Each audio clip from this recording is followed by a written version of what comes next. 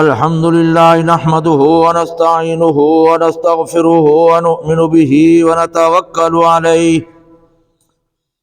ونعوذ بالله من شرور أنفسنا ومن سيئات أعمالنا من يهده الله فلا مضل له ومن يضلل فلا هادي له ونشهد أن لا إله إلا الله وحده لا شريك له ونشهد أن سيدنا وسندنا وحبيبنا محمدا عبده ورسوله أما بعد فأعوذ بالله من الشيطان الرجيم بسم الله الرحمن الرحيم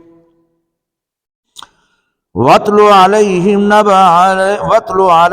نبأ إبراهيم إذ قال لأبيه وقومه ما تعبدون قالوا نعبد أصناما فنظل لها عاكفين فقال الله تبارك وتعالى في المقام الآخر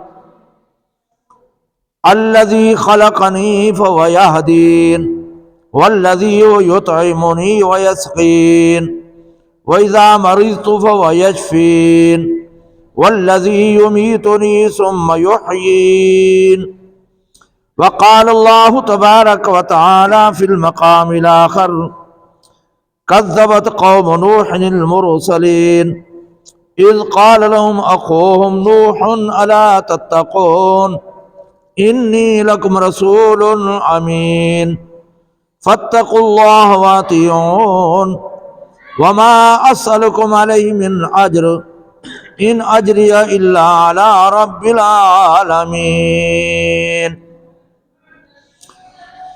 وقال الله تبارك وتعالى في المقام الآخر قالوا لئن لم تنته يا نوح لتكونن من المرجومين قال رب إن قومي كذبون فافتح بيني وبينهم فتحا ونجني ومن معي من المؤمنين فأنجيناه ومن معه في الفلك المشحون ثم أغرقنا بعد الباقين إن في ذلك لآية وما كان أكثرهم مؤمنين وإن ربك لهو العزيز الرحيم صدق الله العظيم اللهم صل على سيدنا مولانا محمد وعلى آل سيدنا ومولانا محمد وبارك وسلم علیہ۔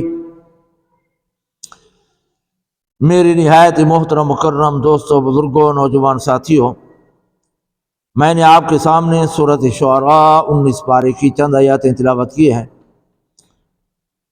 آج کے اس جمعے کے موقع پر ان آیات کے اندر دو جلیل القدر انبیاء علیہ السلام کا ذکر ہے، دو نبیوں کا ذکر ہے۔ پہلے نمبر پر حضرت ابراہیم علیہ السلام، دوسرے نمبر پر حضرت نوح علیہ السلام۔ اللہ رب العزت نے پوری کائنات بنائی اور اس کے لیے انسانیت کو پیدا کیا، ان کو شرف عطا کیا۔ 18,000 کم و پیش مخلوق انسان کے فائدے کے لیے، انسان کو اللہ نے اپنی عبادت کے لیے اور پھر انسان کی رہنمائی کے لیے اللہ نے نبی بھی بھیجے، اللہ نے کتابیں بھی نازل کی۔ افراد زیادہ بھیجے، نبی زیادہ بھیجے، کتابیں تھوڑی نازل کی ہیں۔ اور 1,24,000 کم و پیش انبیاء علیہ السلام یہاں دنیا پہ تشریف لائے۔ 26 انبیاء علیہ السلام کا ذکر یہاں قرآن مجید کے اندر بھی ہے۔ 1,24,000 انبیاء میں سے 312 یا 318 یا 313 رسول ہیں، باقی نبی ہیں۔ تو ان میں سے اللہ رب العزت نے بعض کو بعض پر فضیلت بھی دی ہے۔ تیسرے پارے کے اندر اللہ رب العزت نے فرمایا تلک الرسل فضلنا بعضهم علی بعض، میں نے نبی بھی بھیجے اور ان کو بعض پر فضیلت دی۔ تمام اہل سنت والجماعت کا، علماء حقہ کا، علماء دیوبند کا یہ متفقہ فیصلہ ہے کہ اللہ کے بعد سب سے بڑا درجہ انبیاء علیہ الصلوۃ والسلام میں محمد رسول اللہ صلی اللہ علیہ وسلم کا ہے۔ دوسرے نمبر پر حضرت ابراہیم کا، جد الانبیاء ہیں، بڑے جلیل القدر جو ہے نا نبی ہیں جس کا ذکر آج آئے گا۔ تیسرا نمبر جو ہے نا حضرت موسیٰ کا ہے، 350 سے بھی زیادہ مرتبہ قرآن کے اندر حضرت موسیٰ کا ذکر کیا ہے، تذکرہ خیر ہوا ہے۔ درجے تو ہیں ان کے، اور یہ بھی ہمارا عقیدہ ہونا چاہیے کہ سارے معصوم تھے۔ آج فتنوں کا دور ہے، گمراہی کا دور ہے، بعض بدقسمت لوگ کہتے ہیں کہ انبیاء علیہ الصلوۃ والسلام سے غلطی ہوئی ہے۔ غلطی نہیں ہوئی، ہر نبی نے اپنا فریضہ نبوت کما حقہ ادا کیا ہے، اور تمام انبیاء علیہ الصلوۃ والسلام معصوم بھی ہیں، نبی کے بعد کوئی معصوم نہیں ہے۔ بعض بدقسمت کہتے ہیں کہ 12 امام بھی معصوم ہیں، حرام حلال کا ان کو اختیار ہے۔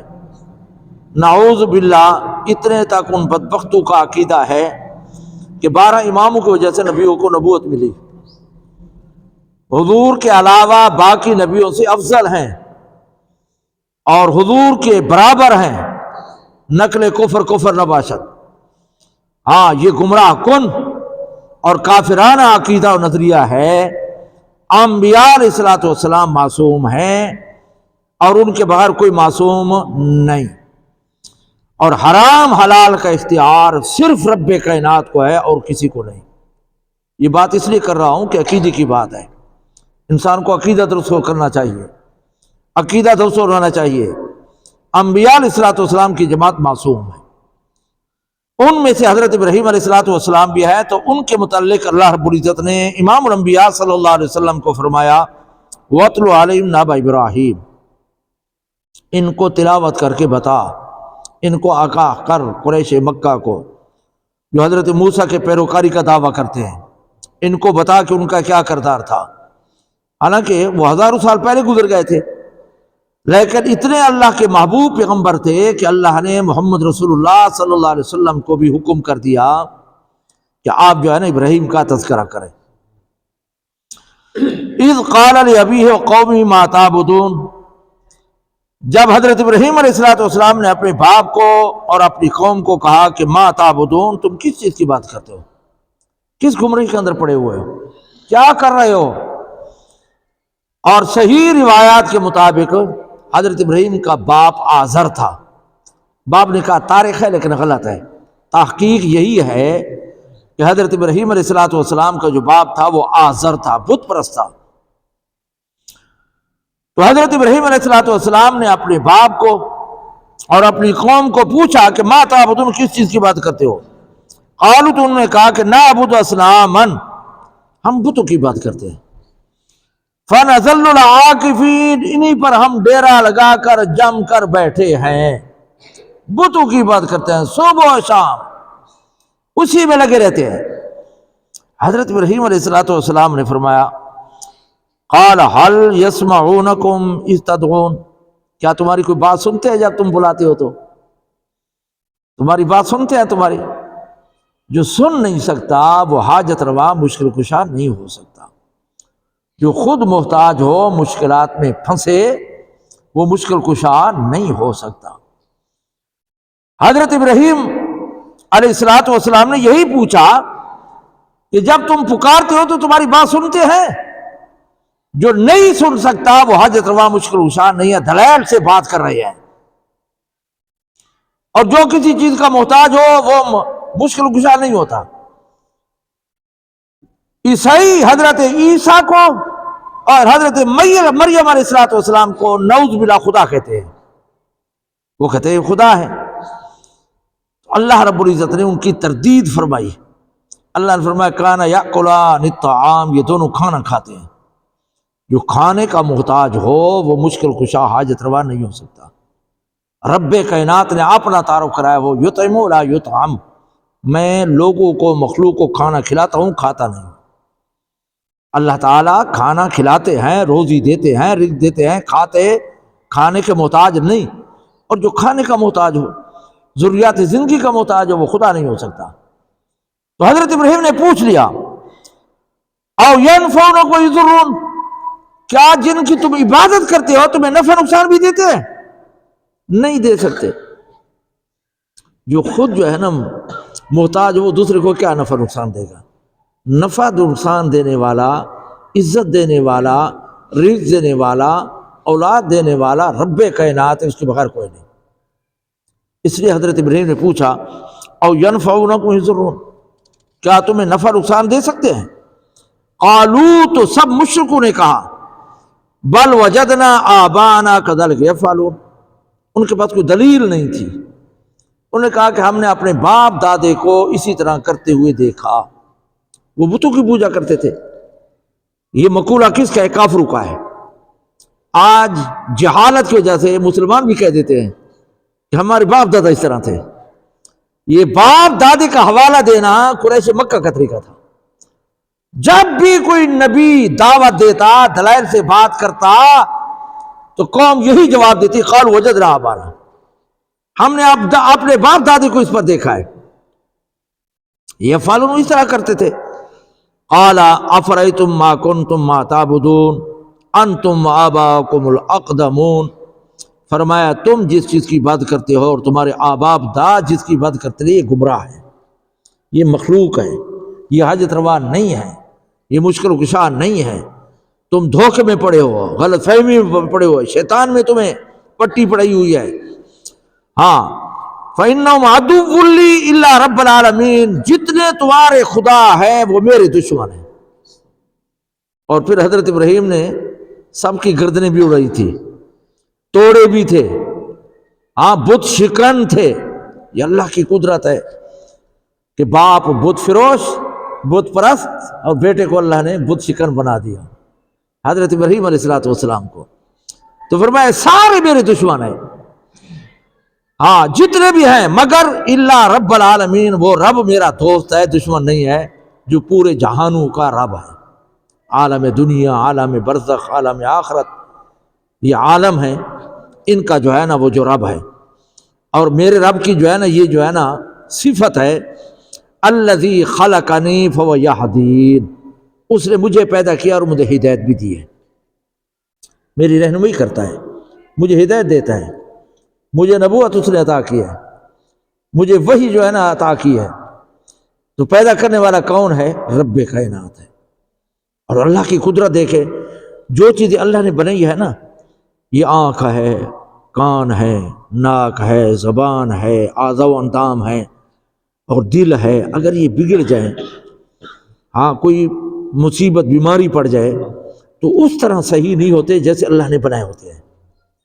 کروڑوں اربوں روپے لگا دو، اس طرح نہیں ہوتے جس طرح اللہ نے بنایا ہے، اللہ نے بنایا ہے۔ اور فرمایا کہ بنانے والا میں ہوں، میرے بغیر کوئی نہیں ہے۔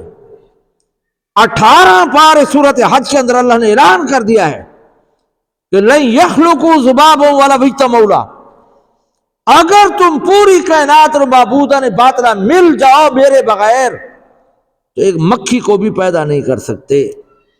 اگر کوئی چیز لے جائے تو اسے چھین اور واپس بھی نہیں کر سکتے، چھین بھی نہیں سکتے۔ پیدا کرنے کی صفت کس کی؟ ہر ایک چیز کو پیدا کرنے والا رب کائنات ہے، چاہے انسانیت ہو، چاہے حیوان ہو، پرندے درندے ہوں۔ دیکھیں اللہ تعالیٰ کیسے ان کو پیدا کرتا ہے، کیسے پالتا ہے، انسان حیران ہو جاتا ہے۔ عقل و شعور نہیں ہے پرندے اور درندوں کے اندر، لیکن اولاد کو پالنے میں بڑے ماہر ہوتے ہیں، ہم سے بھی زیادہ پرورش کرتے ہیں، ہم سے بھی زیادہ جو ہے نا اپنی اولاد کے خیال کرتے ہیں۔ تو اللہ نے فرمایا، ہاں حضرت ابراہیم نے یہی فرمایا کہ رب میرا وہ ہے جس نے جو ہے نا کیا کیا، مجھے پیدا بھی کیا، مجھے ہدایت بھی دیتا ہے۔ تو پیدا کرنے والا رب کائنات ہے، اولاد دینے والا بھی رب کائنات ہے، یہ خزانہ بھی رب کائنات کے پاس ہے۔ اللہ نے اعلان کر دیا للہ ملک السماوات والارض یخلق ما یشاء، فرمایا زمین و آسمان کی بادشاہی میری ہے، اور جس چیز کو جو ہے نا میں پیدا کروں، کر سکتا ہوں اور کرتا ہوں۔ وہ کسی سے پوچھنے کا ہاں پابند نہیں ہے، کسی کا جواب دہ نہیں ہے، وہ وحدہ لا شریک ہے، اس کا کوئی شریک نہیں۔ آگے فرمایا یہب لمن یشاء اناثا، میں جس کو چاہوں لڑکے دے دوں، ویہب لمن یشاء ذکور، جس کو چاہوں صرف لڑکے دے دوں، او یزوجہم ذکرانا واناثا، جس کو چاہوں لڑکے بھی دو لڑکے بھی دو، ویجعل من یشاء عقیما، جس کو چاہوں کچھ بھی نہ دو، بانج بنا دو۔ یہ جو ہے نا کس کی مرضی ہے؟ رب کائنات کی۔ اگر نہ دینا چاہے تو جوانی میں نہیں دیتا، اگر دینا چاہے تو بڑھاپے میں دیتا ہے۔ حضرت ابراہیم کی جب اولاد دی تو 120 سال عمر تھی، حضرت زکریا بوڑھے تھے، لرزہ طاری تھا، اللہ نے دے دیا۔ بیویوں کو جو ہے نا 90 اور 95 سال عمریں تھی۔ اللہ تعالیٰ جو ہے نا دینا چاہے تو بڑھاپے میں بھی دیتا ہے، نہ دینا چاہے تو جوانی میں بھی نہیں دیتا، یہ اللہ کی مرضی ہے۔ اور پھر رب کائنات نے جب ترتیب دینے کی ذکر کی تو پہلے لڑکیوں کو بیان کیا، تو پہلے لڑکیاں دوں گا پھر لڑکے دوں گا۔ وہ کیوں؟ انسان جب شادی کرتا ہے تو تمنا ہوتی ہے بیٹا پیدا ہو، انسان کی خواہشات کیا ہوتی ہے؟ بیٹا پیدا ہو۔ تو اللہ رب العزت نے فرمایا یہ خزانہ میرے پاس ہے، مرضی میری چلے گی، تیری نہیں چلے گی۔ ہاں پہلے لڑکیاں اور پھر لڑکے، لڑکی بھی پیدا ہو جائے تو خیر و برکت کا ذریعہ ہے، اور میں بہترین گھرانہ وہ ہے جس کے اندر پہلے لڑکی پیدا ہو۔ یہ حسنات ہے، بیٹا نعمت ہے، لڑکی حسنات ہے، اس لیے اس پر جو ہے نا گھبرانا نہیں چاہیے، یہ اللہ کی نعمت ہوتی ہے۔ جیسے حدیث کے اندر آتا ہے نا ینصرون ویرزقون بضعفائکم، فرمایا تمہیں جو رزق دیا جاتا ہے اور تمہاری جو ہر موڑ پر مدد اور حفاظت کی جاتی ہے تمہارے کمزور لوگوں کی وجہ سے۔ تو علماء نے کہا کمزور 3 طبقے ہیں۔ سب سے پہلے فرمایا کہ چھوٹی بچیاں اور غریب رشتہ دار اور غریب دوست، ان کی وجہ سے انسان کو رزق بھی ملتا ہے اور اللہ تعالیٰ مدد اور حفاظت بھی کرتا ہے۔ اس لیے مسئلہ لکھا ہے کہ اگر کوئی چیز تقسیم کرنی ہو نا پہلے چھوٹوں سے ابتدا کرو اور پھر بچیوں سے، پھر بات کے اندر بچوں سے، یہ مسئلہ لکھا ہے۔ اس کی وجہ بھی لکھی ہے کہ بچے نہ سمجھ ہوتے ہیں، وہ ہاتھ پھیلاتے ہیں، اللہ تعالیٰ کی غیرت گوارا نہیں کرتی کہ میرے بغیر کسی غیر کے سامنے ہاتھ پھیلائیں، بچے کو ہاتھ پھیلانے سے پہلے عطا کرو، یہ مسئلہ لکھا ہے۔ تو یہاں پر جو ہے نا اولاد دینے والا بھی رب کائنات ہے۔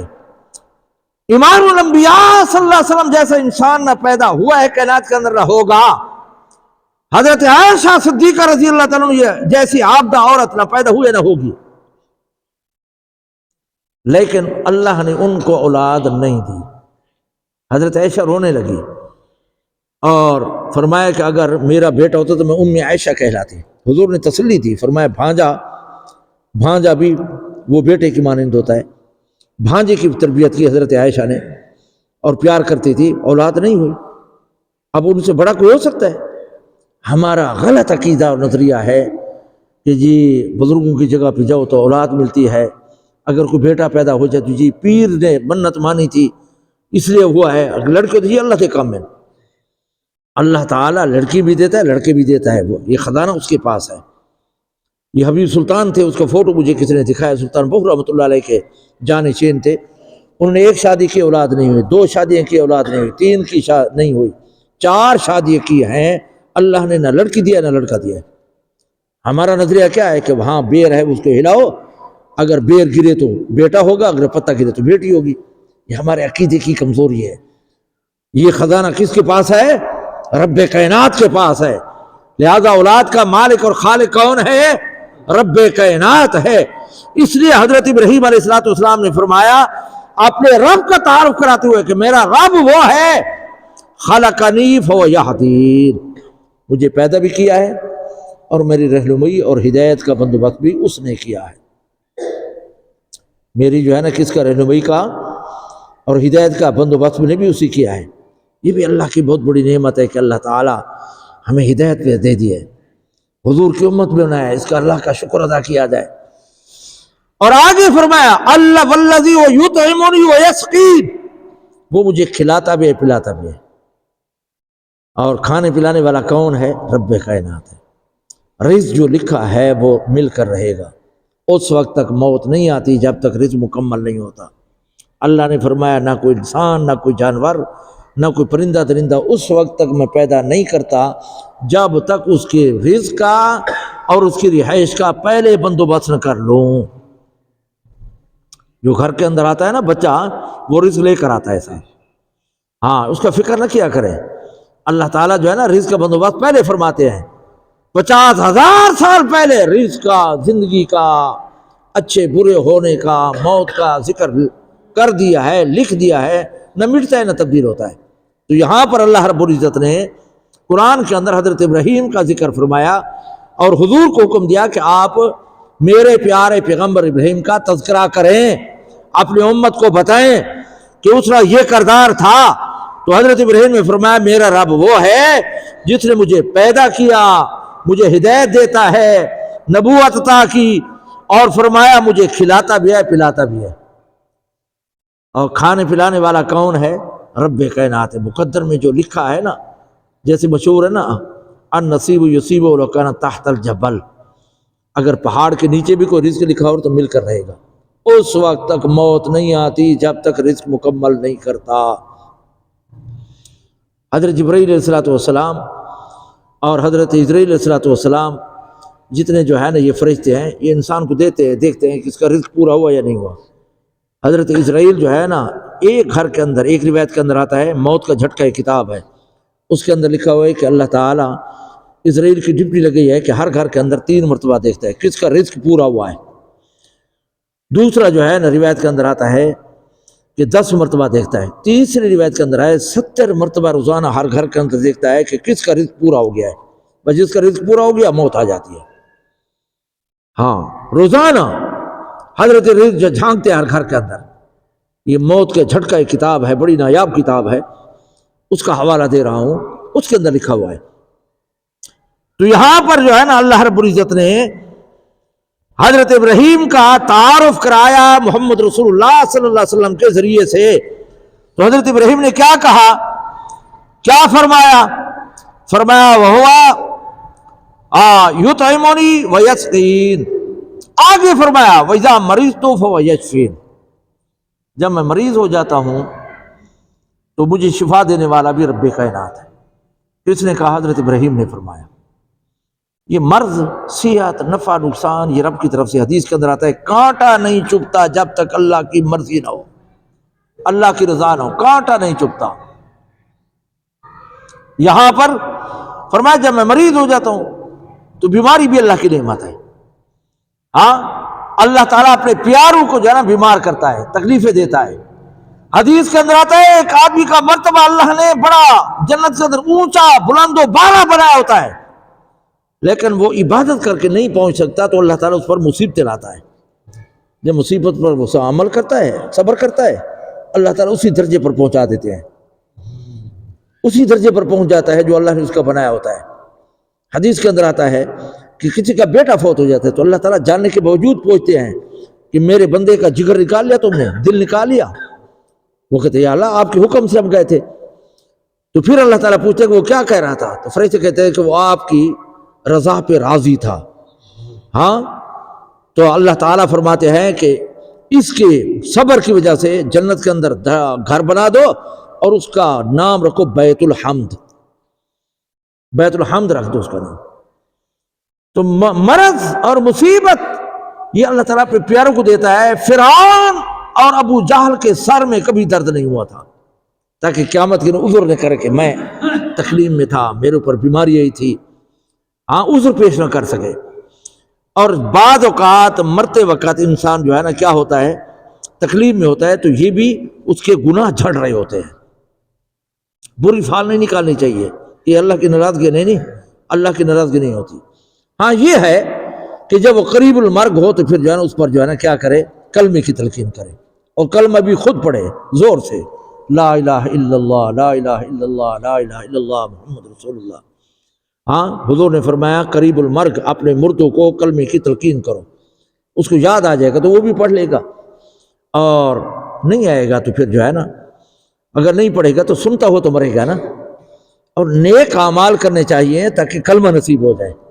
بعض گناہ ایسے ہیں جس کی وجہ سے کلمہ نصیب نہیں ہوتا، والدین کی نافرمانی کی وجہ سے جو ہے نا کلمہ نصیب نہیں ہوتا۔ اور ایک آدمی مر رہا تھا، قریب المرگ تھا، گھر والوں نے جو نا تلقین شروع کی، لا الہ الا اللہ لا الہ، وہ پڑھتا تھا لیکن پڑھ نہیں سکتا تھا، کچھ دنوں کے بعد صحیح ہو گیا۔ تو انہوں نے کہا کہ ہم آپ کو کلمے کی تلقین کرتے تھے، آپ پڑھنے کی کوشش بھی کرتے تھے، نہیں پڑھ سکتے تھے، وجہ کیا تھی؟ اس نے کہا کہ میں تولیہ فروش تھا، میری دکان تھی، تو ایک مرتبہ خوبصورت عورت آئی، میں نے جی بھر کے اس کو دیکھ لیا، تو اس آدمی نے کہا کہ جب میں کلمے پڑھنے کی کوشش کرتا تھا وہ عورت میرے سامنے آ جاتی تھی، مجھے کلمہ نہیں پڑھنے دیتی تھی۔ سمجھ آ گئی ہے نا، گناہوں سے بچنا چاہیے۔ ایک عورت تھی، وہ قریب المرگ تھی، تو گھر والوں نے کلمے کی تلقین کی، وہ کہتی ولا تخافی ولا تحزنی ولا تخافی ولا تحزنی۔ بات کے اندر کچھ افاقہ ہو گیا، گھر والوں نے کہا کہ ہم کلمہ پڑھتے، تو کہتے ولا تخافی ولا تحزنی۔ اس نے کہا کہ میں اس لیے پڑھتی تھی کہ جب میں اب بیمار تھی، ہوش اور بے ہوشی کی کشمکش میں تھی، تو فرشتے آئے تو میں ڈر گئی کہ میرا روح قبض کرنے کے لیے آ گئے ہیں، میں ڈر گئی۔ تو وہ جب فرشتے آئے تو انہوں نے آ کر کہا کہ اس کے کچھ دن باقی ہیں، ابھی زندگی باقی ہے، اور میں ڈر گئی۔ تو ان فرشتوں نے مجھے کہا کہ ولا تخافی ولا تحزنی، تو ڈر نہیں اور خوف نہ کر، تیری ایک نیکی ہے جس کی وجہ سے تجھے خوف نہیں کرنا چاہیے، اللہ نے تیری بخشش کر دی ہے۔ پھر ان فرشتوں نے کہا، انہوں نے کہا کہ میں نے فرشتوں سے سنا نا ولا تخافی ولا تحزنی، تو میری زبان پہ وہی جاری ہو گیا۔ تو پھر ان فرشتوں نے کیا نیکی بتائی، انہوں نے کہا کہ ایک مرتبہ ایک دکان سے تو سودا لائی تھی، اور گھی تھا منجمد، جیسے سردیوں میں جم جاتا ہے، تو اس کے اندر پہلے سکے ہوتے تھے، آنا ٹکا پیسہ، تو ایک ٹکا تھا جو اس گھی کے اندر دکاندار کا گر گیا تھا، اس کو پتہ نہیں چلا، تو اس نے جب گھی کو گرم کیا تو وہ زہر ہو گیا، تو اس نے وہ ٹکا اٹھایا، وہ جا کر دکاندار کو دے دیا کہ میرا نہیں آپ کا ہے۔ تو فرشتوں نے کہا کہ اس وجہ سے اللہ نے تیری بخشش کر دیا ہے، تو ڈر نہیں اور خوف نہ کر۔ وہ کریم ذات ہے، تھوڑی سی بات پہ راضی بھی ہو جاتا ہے اور چھوٹی سی بات پہ ناراض بھی ہو جاتا ہے۔ اس لیے حدیث کے اندر آتا ہے کہ وَلَا تَحْقِرَنَّ مِنَ الْمَعْرُوفِ شَيْئًا، کسی نیکی کو معمولی سمجھ کے چھوڑو نہیں، ہو سکتا تمہاری بخشش اسی کے اندر ہو، اور فرمایا چھوٹی برائی کو سمجھ کے، چھوٹا سمجھ کے کرو نہیں، ہو سکتا ہے تمہارے عذاب کا ذریعہ بن جائے۔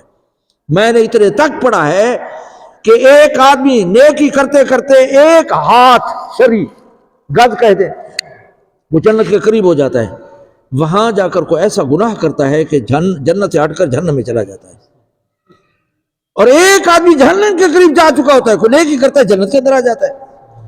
لہذا کرتا بھی رہے، ڈرتا بھی رہے، بے باک نہ ہو، جری نہ ہو، مجرم نہ بنے، بار بار اللہ کی نافرمانی نہ کرے، ہو سکتا ہے گناہ ہو جائے، توبہ استغفار کرے۔ تم یہاں پر عرض یہ کر رہا تھا کہ بیماری بھی یہ اللہ کی طرف سے ایک نعمت ہے، اس پر صبر کرنا چاہیے، اور پھر اگر کوئی بیمار ہو جائے تو سب سے پہلے مسئلہ یہ ہے کہ اپنے گناہوں کی معافی مانگے۔ اللہ نے فرمایا کوئی مصیبت نہیں آتی مگر تمہارے گناہوں کی نحوست ہوتی ہے، ما اصابکم مصیبت فبما کسبت ایدیکم ویعفو عن کثیر۔ اللہ تعالیٰ بہت سے گناہ معاف بھی کر دیتا ہے، لیکن کوئی مصیبت آتی ہے تو وہ تمہارے گناہوں کی نحوست ہوتا ہے، لیکن ہر گناہ کی سزا اللہ تعالیٰ نہیں دیتا۔ قرآن کے اندر آتا ہے اگر ہر گناہ کی سزا دیتا تو کوئی ذی روح چیز زمین پہ زندہ نہ رہتی، اللہ کے عذاب کی لپیٹ میں آ جاتے۔ اللہ تعالیٰ درگزر کرتا ہے، معاف کرتا ہے، معاف کرتا ہے۔ تو اگر کوئی بیماری آ جائے تو سب سے پہلے انسان کو اپنے گناہوں پر توبہ استغفار کرنا چاہیے، یا اللہ مجھے کوئی گناہ ہو گیا ہے۔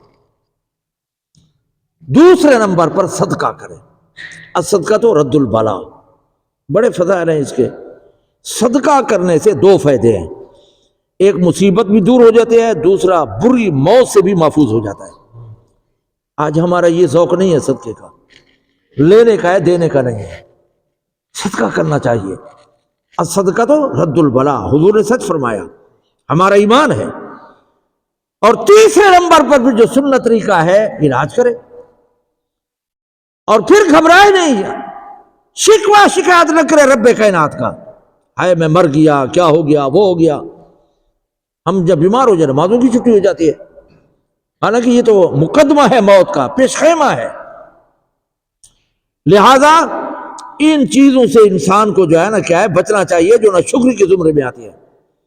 ایک اللہ والے کے ہاں بیمار ہوا، کوئی بیمار پوچھنے کے لیے گیا تو انہوں نے جو ہے نا کیا کہا، جب بھی جاتے تھے وہ کہتے تھے اللہ کا فضل ہے، آنکھیں میری ٹھیک ہے، میں دیکھ رہا ہوں، عقل میرا ٹھیک ہے، میں کام کر رہا ہے، ہاتھ ٹھیک ہے، اور یہ بیماری ہے آج ہے کل چلی جائے گی۔ جو بھی جو ہے نا کیا ہو حالت ہو، اللہ کا شکر ادا کرنا چاہیے، وہ ہمارا مالک اور خالق ہے، جو کچھ وہ کرنا چاہے اس کو اختیار ہے، ہمیں جو ہے نا گھبرانا نہیں چاہیے۔ اور اگر کوئی موت کا وقت آ جائے تو کلمے کی تلقین کرنی چاہیے۔ حضرت احمد بن حنبل رحمۃ اللہ علیہ کو کلمے کی تلقین کرتے تھے اور پھر جو ہے نا وہ فرماتے تھے لا لا لا لا لا، آگے کچھ نہیں پڑھتے تھے۔ بات کے اندر صحیح ہوئے تو پھر انہوں نے پوچھا کہ ہم کلمے کی تلقین کرتے تھے، آپ لا لا کہتے تھے۔ انہوں نے کہا کہ جب میں قریب تھا تو شیطان نے کہا کہ میرے حربے سے نکل گیا، میرے دو سے بچ گیا، میرے قبضے سے بچ گیا، گمراہ کرنے سے بچ گیا۔ تو میں نے کہا لا لا، ابھی نہیں بچا، ابھی نہیں بچا، ابھی خطرہ ہے کہ تو کہیں جو ہے نا گمراہ نہ کر دے۔ ہاں، مرتے وقت شیطان بے ایمان جو ہے نا وہ حملہ کرتا ہے، اس لیے دعا کرنی چاہیے یا اللہ خاتمہ کامل ایمان پہ فرما، یہ دعا کرنی چاہیے۔ بہت سے بیچارے مارے گئے ہیں، شیطان نے 7.5 لاکھ سال عبادت کی۔ یحییٰ منیری لکھتے ہیں معالم العرفان کے اندر کہ 7.5 لاکھ سال عبادت کی لیکن مارا گیا۔ برسیسا نے 500 سال عبادت کی، مارا گیا۔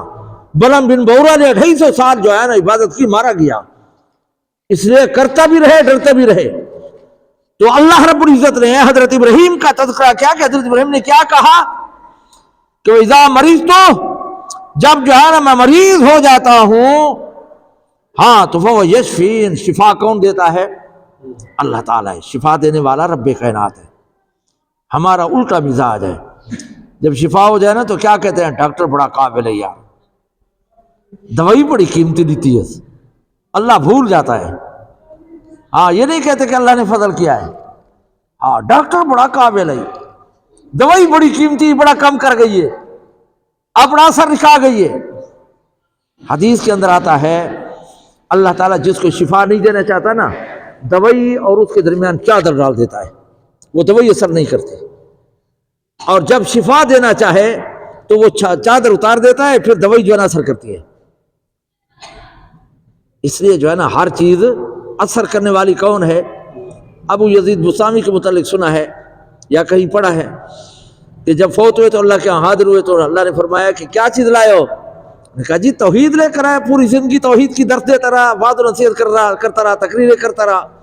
اللہ نے فرمایا تیری توحید یہی تھی کہ ایک مرتبہ پیٹ میں درد پڑا، کسی نے پوچھا پیٹ میں درد کیوں ہے تو نے کہا کہ میں نے دودھ پیا ہے اس لیے درد پیدا ہو گیا۔ انہوں نے کہا درد پیدا کرنے والا میں رب تھا، دودھ نہیں تھا۔ آج ہم کیا کرتے ہیں؟ رب کو چھوڑ دیا ہے۔ اس لیے حضرت ابراہیم نے فرمایا وَإِذَا مَرِضْتُ فَهُوَ يَشْفِينِ، جب میں مریض ہو جاتا ہوں، بیمار ہو جاتا ہوں تو شفا دینے والا کون؟ رب کائنات ہے، رب کائنات ہے۔ اور آگے فرمایا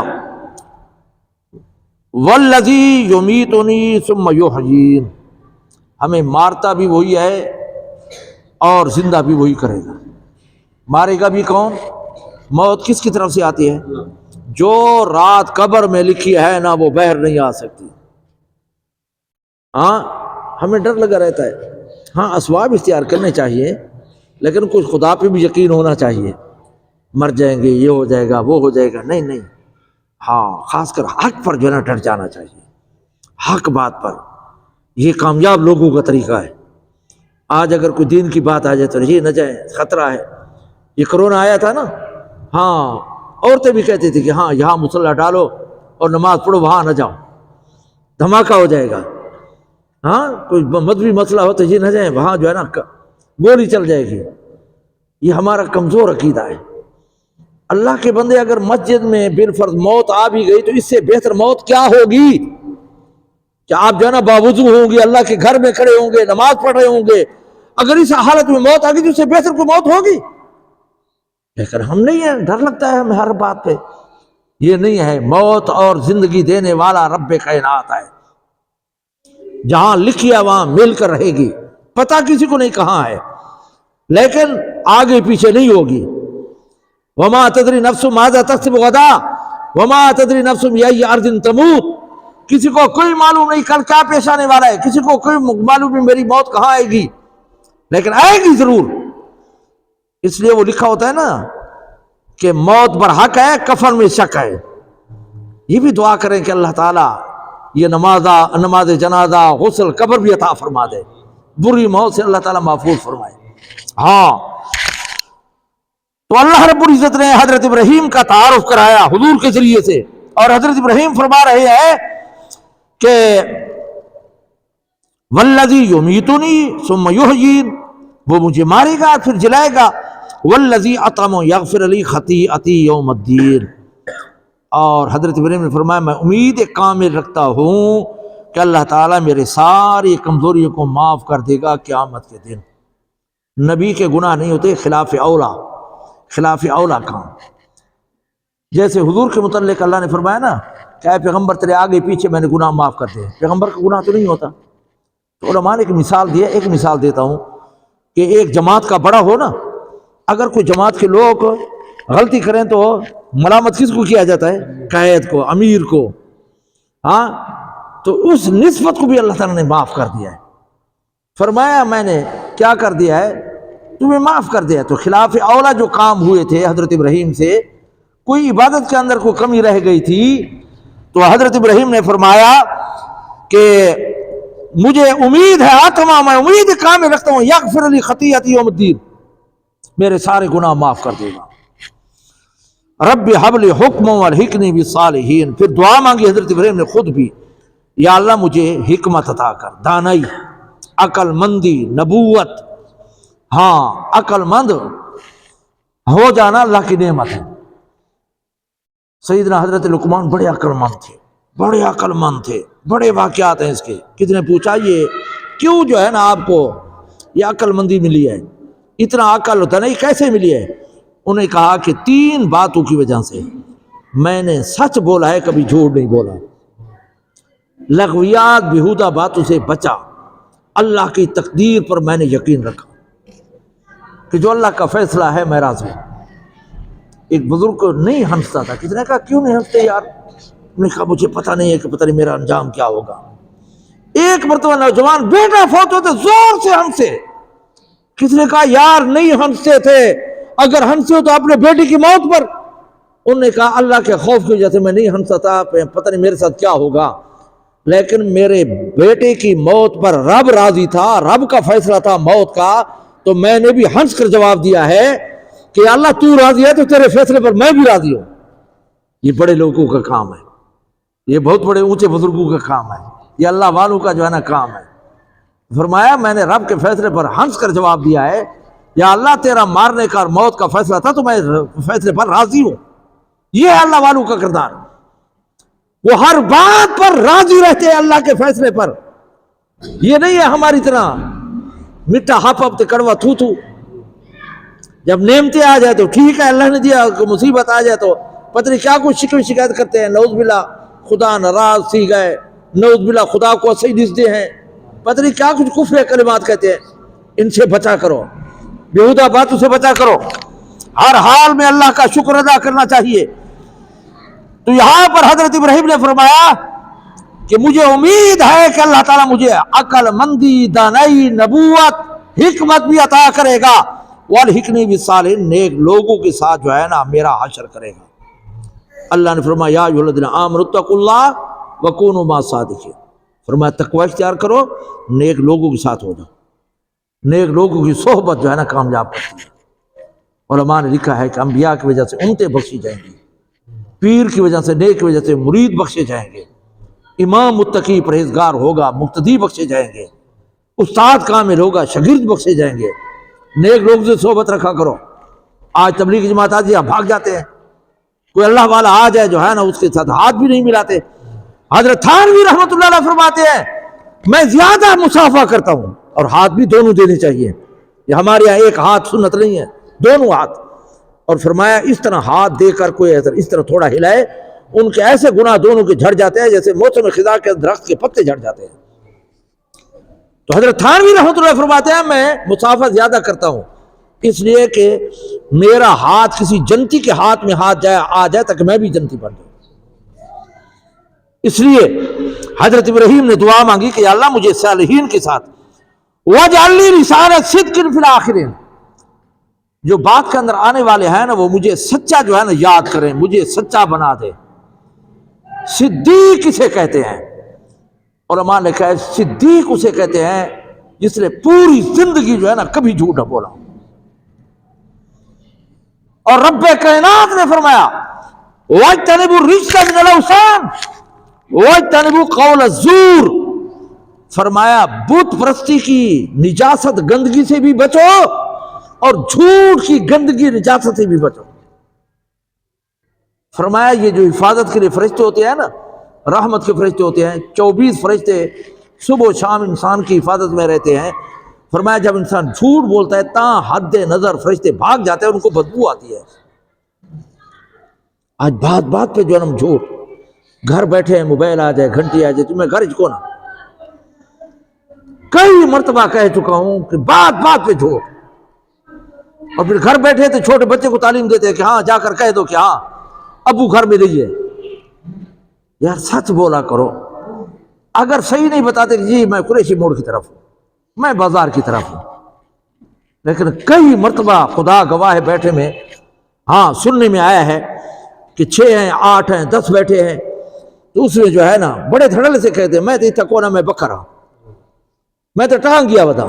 انا للہ و انا الیہ راجعون۔ ایک جھوٹ، دوسرا جھوٹ پر گواہ، ایک گناہ دوسرا اس پر گناہ گواہ۔ اس جھوٹ سے بچنا چاہیے، بات بات پر جو ہم جھوٹ بول رہے ہیں۔ ہمارے محدثین حدیثیں جمع کرنے والے اتنی احتیاط کرتے تھے، اگر کسی سے حدیث لینے کے لیے گئے اور اس نے اس طرح جو ہے نا دامن پھیلایا ہوا تھا کسی جانور کو پکڑنے کے لیے، تو وہ دیکھتے تھے کہ اس دامن میں کچھ ہے صحیح یا نہیں۔ اگر کچھ نہیں ہوتا تھا تو اسے حدیث نہیں لیتے تھے کہ تو جانور کو دھوکہ دے سکتا ہے، تو حدیث کے اندر بھی تم نے تبدیلی کی ہوگی۔ یہ جانوروں کو پکڑنے کے ہوتا ہے نا، ہاں یہ طریقہ تھا ان کا۔ مسلمان ہو جھوٹ بولے یہ نہیں ہو سکتا۔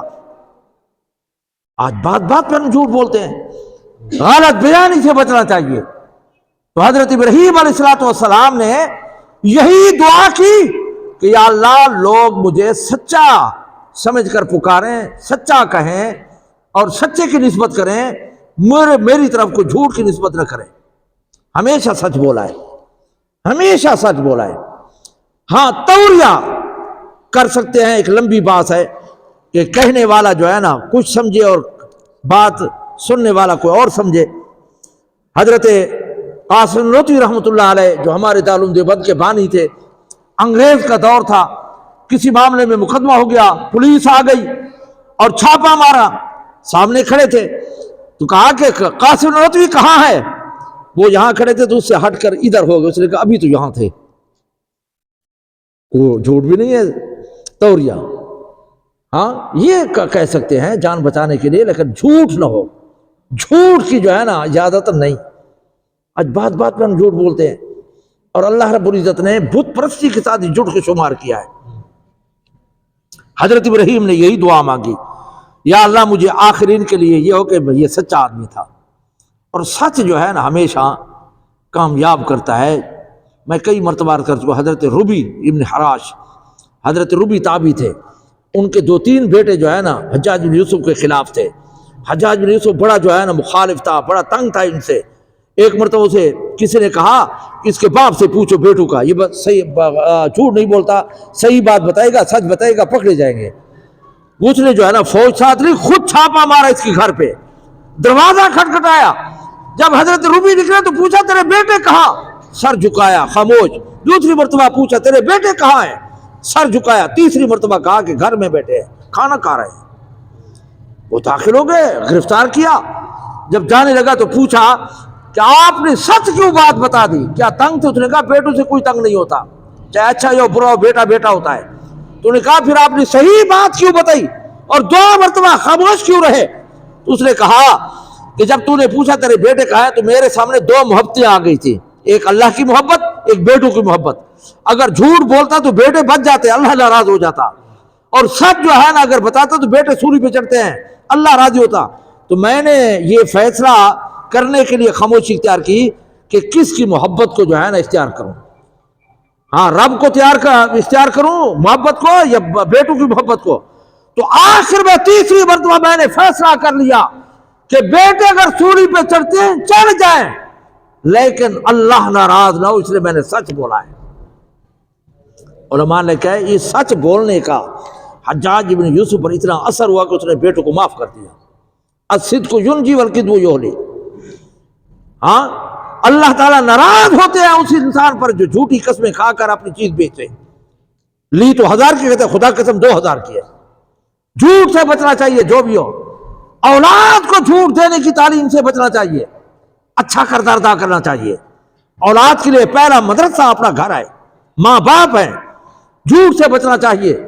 تو حضرت ابراہیم علیہ السلام نے یہی فرمایا کہ اے اللہ مجھے جو ہے نا میری زبان پر سچ ہی جاری فرما دے، ہاں تاکہ کوئی میری طرف جھوٹ کی نسبت نہ کر سکے۔ وَجْعَلْنِي مِنْ وَرَثَةِ جنت النعیم، جنت نعیم کا مجھے وارث بنا دے، مجھے جنت نعیم کا، جنت الفردوس کا، جنت عدن کا مجھے وارث بنا دے۔ وَاغْفِرْ لِأَبِي إِنَّهُ كَانَ مِنَ الضَّالِّينَ، میرے باپ کی بھی بخشی فرما دے، وہ گمراہ ہے اور پھر گمراہ ہو کر مرا۔ اور وَلَا تُخْزِنِي يَوْمَ يُبْعَثُونَ، یا اللہ قیامت مجھے رسوا نہ کرنا کہ لوگ کہیں گے اس کا باپ جو ہے نا جہنمی ہے۔ حدیث کے اندر آتا ہے، روایت کے اندر آتا ہے جب قیامت ہوگی حضرت ابراہیم یہی دعا کریں گے کہ یا اللہ میرے باپ کو بچاؤ، تو پھر جو ہے نا اللہ تعالیٰ فرمائے گا اپنے پاؤں کی طرف دیکھ۔ جب اپنے پاؤں کی طرف دیکھے گا تو اس کا باپ بجو کی صورت میں بن جائے گا، جانور کی صورت میں اس کو جہنم میں دھکیل دیا جائے گا، انسانی شکل بھی ختم ہو جائے گی۔ اس سے کیا معلوم ہوا کہ ہدایت کس کے ہاتھ میں ہے؟ ہاں حضرت ابراہیم جد الانبیاء ہے، انبیاء کا دادا پردادا ہے، لیکن اللہ نے باپ کو جو ہے نا کیا دی؟ ہاں ہدایت نہیں دی۔ ہاں حضرت لوط وقت کے پیغمبر ہے، بیوی دونوں کی کافرہ تھی، ان کو ہدایت۔ اور اہل سنت والجماعت کا یہی عقیدہ ہے کہ خواجہ ابو طالب حضور کے جو چچے تھے، بڑے پیارے تھے، وہ کلمہ نہیں پڑھ سکے۔ خواجہ ابو طالب، اللہ نے فرمایا انک لا تہدی من احببت، میں خواجہ اس لیے کہہ رہا ہوں کہ ہمارے قابل نے احترام خواجہ لکھا ہے، رضی اللہ کہنا مناسب نہیں، کیونکہ اس کا خاتمہ ایمان پہ نہیں ہوا۔ بات سمجھو یا نہیں سمجھے؟ اس لیے جو ہے نا میں خواجہ ابو طالب کہہ رہا ہوں۔ تو بہرحال یہ ہے کہ حضرت ابراہیم علیہ السلام یہی دعا مانگیں گے کہ وَلَا تُخْزِنِي يَوْمَ يُبْعَثُونَ، یا اللہ قیامت دن مجھے رسوا نہ کرنا۔ یوم لا ينفع مال ولا بنین، وہ ایسا دن ہوگا نہ مال کام آئے گا نہ بیٹے کام آئیں گے۔ سمجھ آ گئی یا نہیں آئی؟ اس لیے جو ہے نا انسان کو چاہیے آخرت کی فکر کرے یار۔ ہاں یہ دنیا کے اندر کچھ کر لے، قیامت کے دنوں کچھ کام نہیں آئے گا۔ وہ اولاد جس کے لیے ہم حرام حلال کی جو ہے نا تمیز نہیں کرتے، ہاں وہ قیامت کے دن کام نہیں آئے گی۔ اللہ اعلان فرما رہے ہیں کہ وہ ایسا دن ہوگا کہ یہ چیزیں کام نہیں آئیں گی۔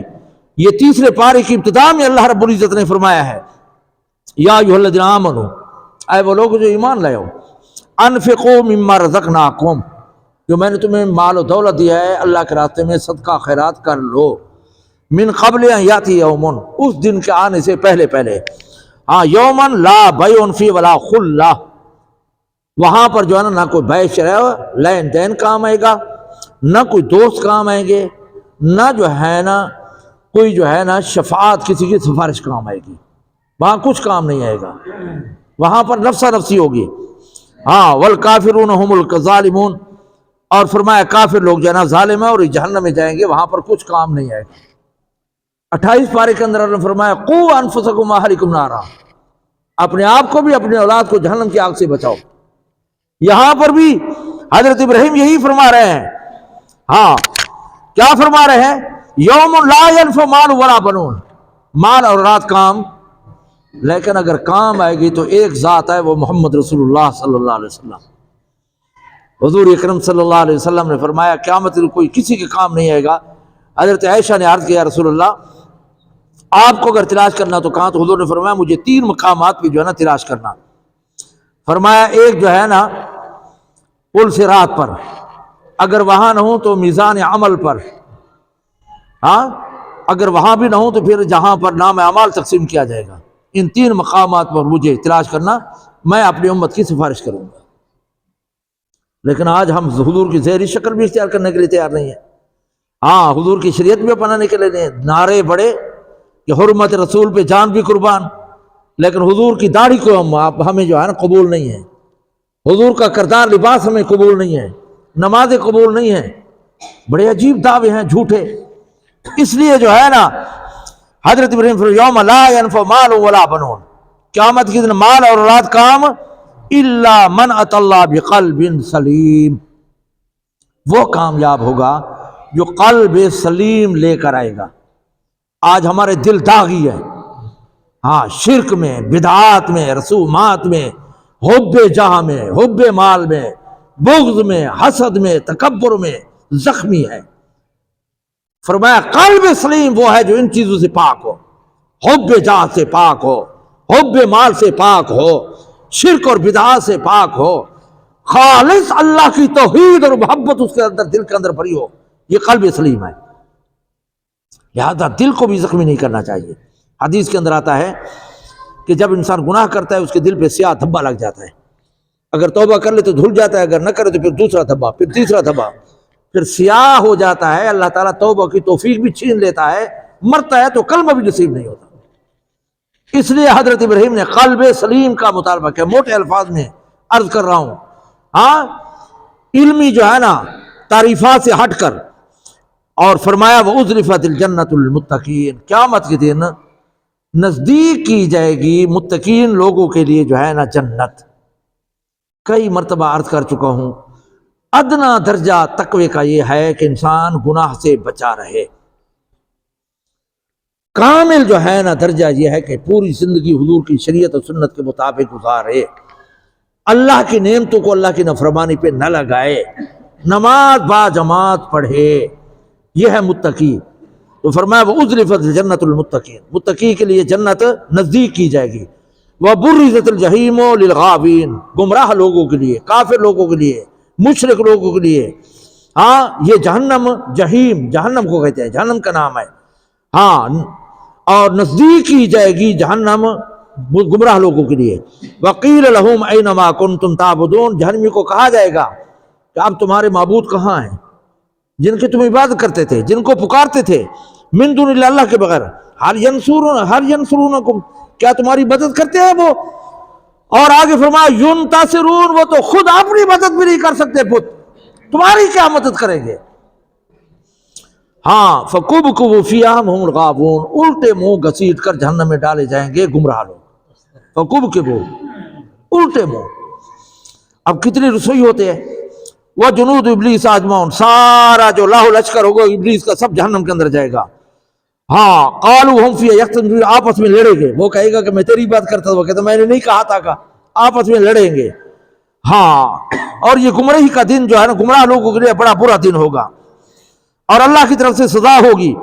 وما اضلنا المجرمون، پھر وہ خود اقرار کریں گے ہم خود مجرم تھے، ہمارا گناہ تھا، پھر اس وقت پچھتاوا کوئی کام نہیں آئے گا۔ لہذا دنیا کے اندر گناہوں سے معافی مانگنی چاہیے۔ فما لنا من شافعین، وہ کہیں گے کہ آج ہمارا کوئی سفارش کرنے والا نہیں ہے۔ دنیا کے اندر تو کرتے ہیں نا لوگ۔ ولا صدیق، کوئی دوست بھی نہیں ہوگا، امین مانا کوئی قریب بھی نہیں ہوگا، ہاں نہ کوئی قریبی، نہ کوئی دوست، نہ کوئی جو ہے نا سفارشی، کوئی کام نہیں آئیں گے۔ اور یہ ساری ان فی ذلک لآیہ، یہ جو ہے نا کیا ہے، نشانی اللہ تعالیٰ کی، وما کان اکثر مومنین، لیکن اکثر لوگ ایمان نہیں لاتے۔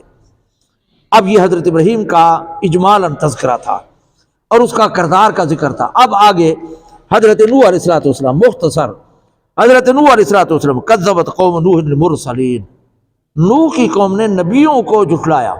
نبی تو ایک تھا، اللہ نے فرمایا نبیوں کو جھٹلایا، تو علماء نے کہا ایک نبی کو جھٹلانا تو گویا کہ سب نبیوں کو جھٹلانا ہے، اس لیے اللہ نے فرمایا ایک نوح کو تم نے جھٹلایا تو سارے نبیوں کو جھٹلایا۔ حضرت نوح کا نام جو ہے نا کیا تھا، عبد الغفار تھا۔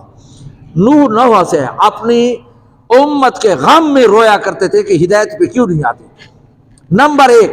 نمبر دو، غور سے سنیں کہ حضرت نوح علیہ السلام ایک مرتبہ کتے جا رہے تو کتے کتا کھڑا تھا، کالا کتا. تو حضرت نوح نے فرمایا بد شکل دور ہو جا. تو کتے کو اللہ نے بولنے کی طاقت دی. کتے نے کہا اس شکل و صورت میں مجھے رب نے بنایا ہے، ہاں میں خود تو نہیں بنا. بس یہی بات کرنی تھی کہ حضرت نوح رونے لگے کہ میں اللہ کی مخلوق پہ جو ہے نا اعتراض کر بیٹھا، اس لیے نام نوح پڑ گیا. آج ہم کتنے تان و تشنے ہوئے، کالا ہے تو ایک گنجا ہے تو ایک کانا ہے تو ایک ٹٹکا ہے، تو پتہ نہیں کیا کچھ ہم تانے دیتے ہیں. ہاں کیا کچھ اعتراض کرتے ہیں ہم. غلط طریقہ ہے، غلط طریقہ ہے. اللہ نے جس کو جو بنایا ہے صحیح بنایا. اللہ کی مخلوق پہ اعتراض نہیں کرنا چاہیے. یہ ہمیں سبق ملتا ہے. حضرت نوح علیہ السلام اذ قال لهم اخوهم نوح، جب قوم کو کہا نوح کو لا تتقنکم، تم کیوں تقوی اختیار کیوں نہیں کرتے، انی لکم رسول امین، میں جو ہے نا رسول اور امانہ دار بھیجا گیا ہوں. فاتقوا اللہ، اللہ سے ڈرو، واطیعون اور اطاعت کرو. وما اسألکم علیہ من اجر، میں تم سے کوئی اجرت کا بدلے کا سوال نہیں کرتا، فیس کا مطالبہ نہیں کرتا. للہ فی اللہ تبلیغ کرتا ہوں، تمہارا خیر خواہ ہوں. فاتقوا اللہ، پھر اللہ نے دوسری مرتبہ فرمایا اللہ سے ڈرو، میری اطاعت کرو. قالو، قوم نے کیا جواب دیا، انؤمن لک واتبعک الارذلون، تیری اور ان گھٹیا لوگوں کی ہم اتباع کریں؟ تیرے اتباع کرنے والے تو غریب لوگ ہیں، ہم غریبوں کے ساتھ نہیں بیٹھنا چاہتے. یہی اعتراض قریش مکہ نے بھی کیا تھا حضور اکرم صلی اللہ علیہ وسلم پر کہ یہ جو ہے نا غلام اور غریب لوگ تیرے جو ہے نا کیا ہے پیروکار ہیں، میں ان کے ساتھ بیٹھنے کے لیے تیار. آج ہمارا بھی یہی مزاج ہے. ہاں غریبوں کے ہاتھ ملانا ہم گوارا نہیں کرتے، بیٹھنا گوارا نہیں کرتے. شادی ہو تو غریب پڑوسی کو بھی نہیں بلاتے، امیر لوگوں کو بلاتے ہیں. یہ قریش مکہ کا نظریہ تھا، ذہن تھا.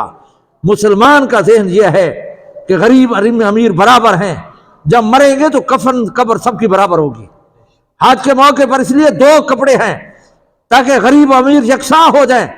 اللہ کے ہاں اگر کسی کی قدر ہے تو ان اکرمکم عند اللہ اتقاکم، جو متقی پرہیزگار ہے. بس باقی یہ تعارف ہے ہمارے لیے. ہمارے ہاں بڑا فخر ہے آج کل، قومیت کا فخر ہے، ہاں مال و دولت کا فخر ہے، کاروبار کا فخر ہے. یہ غلط طریقہ ہے، کسی کو حقیر نہ سمجھو. ہاں تو انہوں نے کہا کہ ان غریبوں کے ساتھ ہم اتباع کرنے بیٹھے، ہم نہیں مانتے. قال وما علمی بما كانوا يعملون ان حساب الا رب لو تشعرون. پھر حضرت نوح علیہ السلام نے فرمایا کہ میں نہیں جانتا کہ یہ اللہ کیا مقبول ہیں یا مردود ہیں. یہ غریب جو ہیں جن پر تمہاری تک نہیں پڑتی، تمہاری نظر نہیں ٹھہرتی، فرمایا میں نہیں جانتا کہ یہ اللہ کیا مقبول ہیں یا مردود ہیں. ہاں بلکہ اللہ کے ہاں یہ محبوب ہوتے ہیں.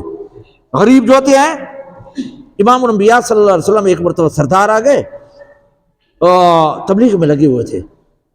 ایک اندھا صحابی آ گیا نابینا، اور وہ جب بھی آتا تھا وہ کہتا تھا یا رسول اللہ کوئی نئی بات ہے مجھے بتایا تھا کہ عمل کریں.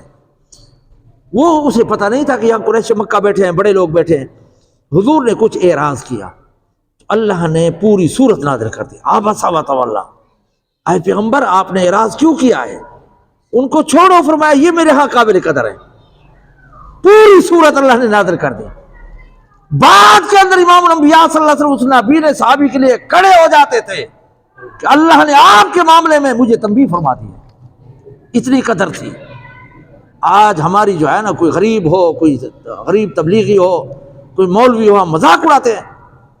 ہاں دیکھو ملادہ، یہ تو مولوی ہے، ہاں یہ تو تبلیغی ہے، یہ تو غریب ہے. غلط طریقہ ہے، شریعت اسی اجازت نہیں دیتی. اس لیے حضرت نوح کو قوم نے کہا تو قوم نے جو ہے کیا کیا، ہاں نہیں مانا. اور پھر آگے جو ہے نا حضرت نوح علیہ السلام نے جب مایوس ہو گئے تو پھر دعا مانگی اللہ سے کہ یا اللہ ان کے اور میرے درمیان جو ہے نا آپ فیصلہ کر دے. قال رب ان قومی کذبون، مجھے جھٹلا دے، فافتح بینی و بینہم فتحا، ہمارے اس کے درمیان جو ہے نا فیصلہ فرما دے. ہاں ونجنی ومن معی، مجھے اور میرے ماننے والوں کو نجات دے جو مومنین ہیں. فانجینا، اللہ نے فرمایا ہم نے نجات دی، ومن معه، کے ماننے والوں کو بھی نجات دی، فی الفلک المشحون، بھری ہوئی کشتی کے ذریعے سے. اور ثم اغرقنا بعد الباقین، سارے جو ہے کیا ہو گئے، مارے گئے. کوئی قدر و قیمت نہیں تھی، کوئی قدر و قیمت نہیں تھی، غرق ہو گئے. ان فی ذلک الآیہ، یہ ہے نشانی اللہ کی طرف سے. وما کان اکثر المؤمنین، لیکن اکثر لوگ نہیں مانتے. ان ربک لہو العزیز الرحیم۔ آج 10 رکوع ہو گئے اللہ کے فضل سے، سورۃ شعراء 19 پارے کے۔ اگر زندگی رہی تو آگے بھی پھر انبیاء علیہ الصلوۃ والسلام کے تذکرے ہوں گے۔